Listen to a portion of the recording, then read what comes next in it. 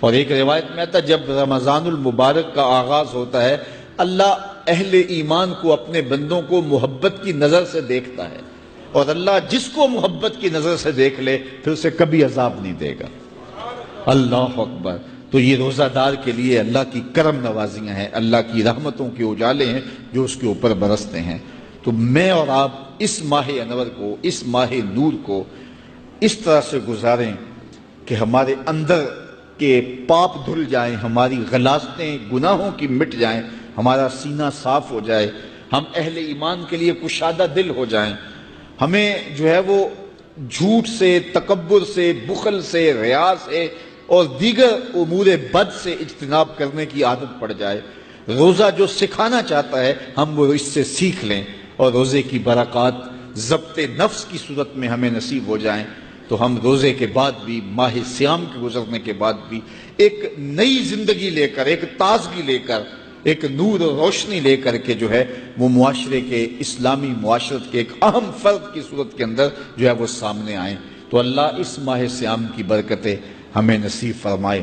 ہر سال مہینہ آتا ہے، گزر جاتا ہے، ہم پورا مہینہ بھوک کاٹتے ہیں اور پھر وہاں کے وہاں ہی کھڑے رہتے ہیں، تو پھر ہمیں سوچنا چاہیے، لیکن اگر تبدیلی آتی ہے تو پھر شکریہ ادا کرنا چاہیے۔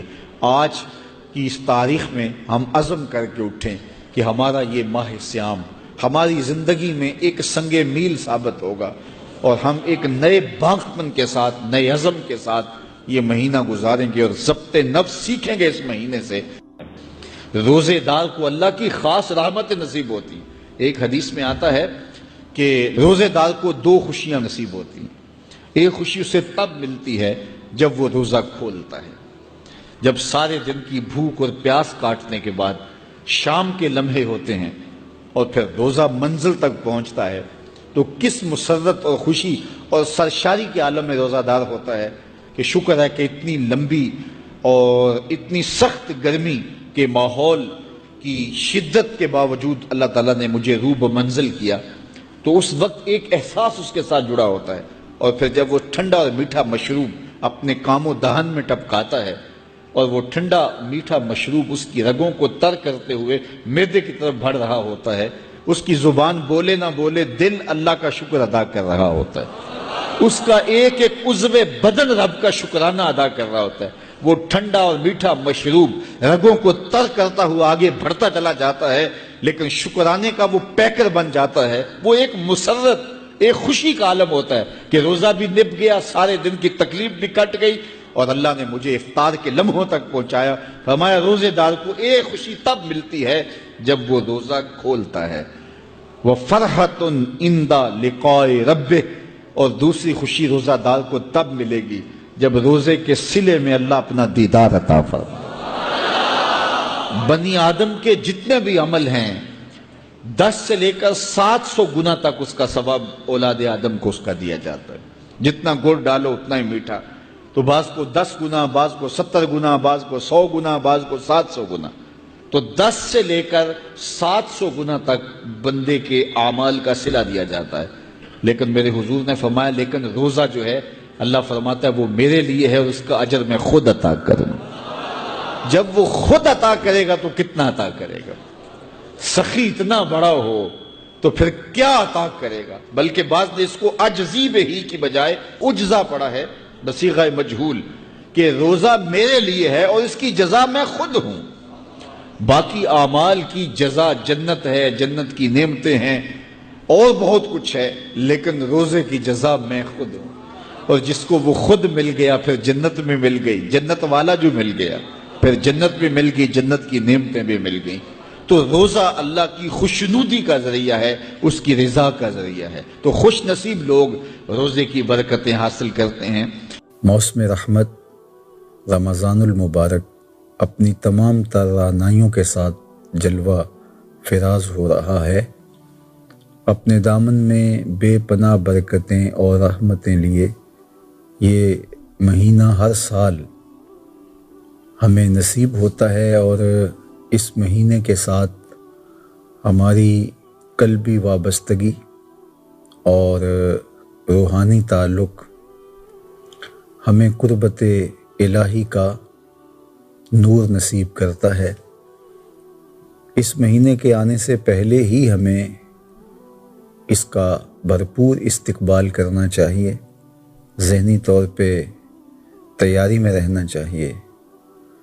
اپنے گھر کی صفائی سے لے کر کے مساجد کی صفائی ستھرائی تک، اور اپنے بچوں کو اس کی ترغیب اور اس مہینے کے لیے تشویق پیدا کرنے کی بھرپور سعی کرنی چاہیے، چونکہ اس مہینے میں جو برکتیں رکھی گئی ہیں وہ کسی اور مہینے کو نصیب نہیں ہوئی۔ اسے شہر اللہ قرار دیا گیا ہے، اللہ کا مہینہ ہے۔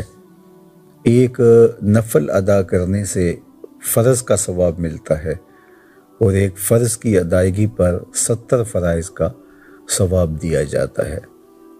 اس مہینے کی آمد ہمارے لیے اللہ تعالیٰ جل شانہ کا بہت بڑا احسان اور انعام ہے، اور ہمیں اس مہینے کو بھرپور مستعدی کے ساتھ، بھرپور شوق و ولولے کے ساتھ، عبادات کی کثرت کے ساتھ، قرآن مجید کی تلاوت کے ساتھ اور دیگر اعمال خیر کی بجا آوری کے ساتھ بسر کرنے کی ترتیب دینی چاہیے۔ ہم سمجھتے ہیں کہ اس مہینے میں تہذیب نفس اور تزکیہ باطن کا جو سامان رکھا گیا ہے، اگر ہم اس مہینے کو اس کے آداب کی رعایت کے ساتھ بسر کرتے ہیں تو ہمارے اندر کی صفائی اور باطن کی تنظیف کا بہترین ضامن بنتا ہے یہ ماہ نور۔ ہمیں اپنی تربیت باطن کے لیے، تقوی کے حصول کے لیے، جو کہ اس مہینے کا تحفہ خاص ہے اور روزے کا مقصد نور ہے، حاصل کرنے کے لیے دن رات کوشاں رہنا چاہیے۔